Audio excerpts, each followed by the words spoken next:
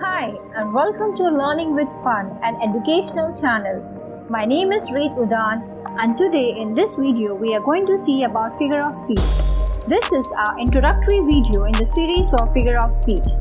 This video will serve as a main part or a main route for understanding the figure of speech in English. So do watch the video till the end to get the complete idea about figure of speech. So let's begin. Language can be used in two ways, that is, literally and figuratively. It is important to understand what is literal language and what is figurative language. So firstly, we will see what is literal language. Literal language by definition does not use figures of speech. Instead, literal language uses the actual meanings of words or phrases in their exact sense. Literal language is very straightforward and to the point. It is precise and often tells the reader exactly the point. It does not have to extract any meaning out of it. Now let's see the next one. What is figurative language? Figurative language serves as an excellent communication tool and is something we encounter daily that helps us to convey the complex description or emotions quickly and effectively. Figurative language involves descriptive phrases and sentences to convey a message and mean something other than what is literally being said. It is used to help the readers implement their senses to understand or to relate to the ideas that are often complex or abstract. It is a creative working used to build the imagery, to deepen the audience understanding, and helps and provides the power of words by utilizing different emotions, visuals, and sensory connection. It relies on implied or suggested meaning rather than a dictionary definition. That is, in a figurative language, a person draws an imaginary picture mentally to convey a message or idea much quicker, effectively, and vividly. Let us understand this with some examples. John climbs on the tree. Here, as we go by the sentence, we use the literal meaning of the sentence to understand the sentence. Now let's see one more example. John climbs like a monkey on the tree. Here, we can imagine the picture of a monkey and John climbing a tree. So we start comparing John with monkey. Since our mind imagines a picture of a monkey coming up in our mind, the concept or the sentence becomes more easier and simpler to understand. So here we use the figurative language. Literal meaning words are categorized in a literal language and figurative words are characterized in a figurative language. Let us see some examples of literal and figurative language. My brother is very tall. Here we can understand in the literal sense that the brother is very tall. Let's see how we write the same sentence in a figurative language. My brother is taller than a skyscraper. Here in this example, we are exaggerating the sentence to create more emphasis on the sentence by adding the word skyscrapers, which is used for a heighted person. Let us see some more examples. She swims very nicely. Here in the literal language, we can understand that she swims nicely.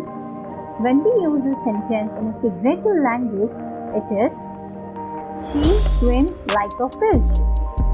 Here we are comparing her swimming skill with a fish to make the readers understand more clearly. Let's see one more example. The soldiers are brave. Here we understand it is in a literal sense that the soldiers are brave. Using it in a figurative language, the sentence would be, the soldiers are as brave as the lion. Here we are comparing the soldiers with lion to make the readers understand more clearly.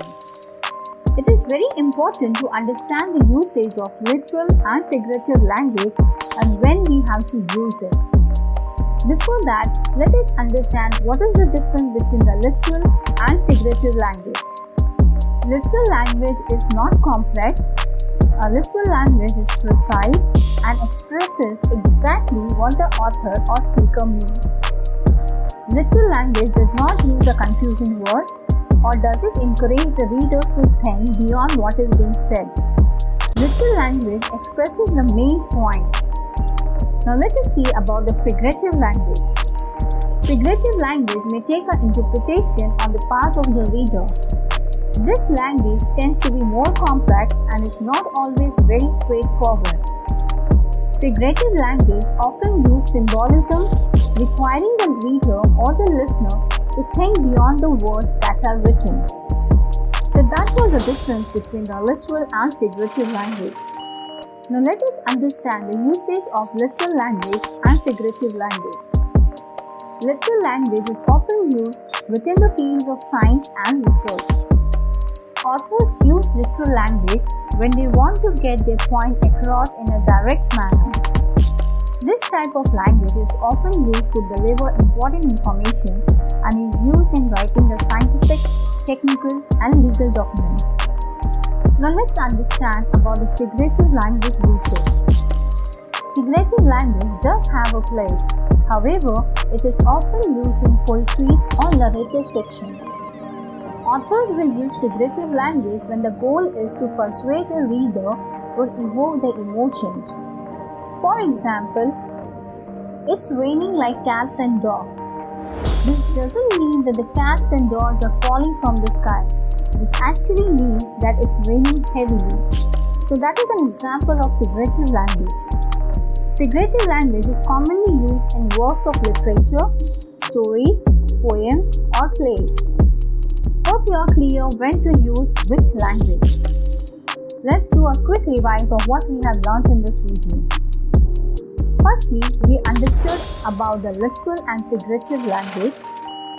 Then we understood the concept with some examples. Then we have seen the difference between literal and figurative language.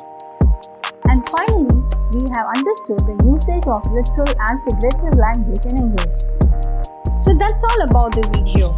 In the next video, we shall come up with different types of figure of speech and English grammar. And if you have any questions or suggestions, do mention in the comment box and I will definitely reply. So don't forget to press the red subscribe button and click on the bell icon to receive the latest update. Do like, share and comment the video. Thank you so much. Stay safe. Happy learning.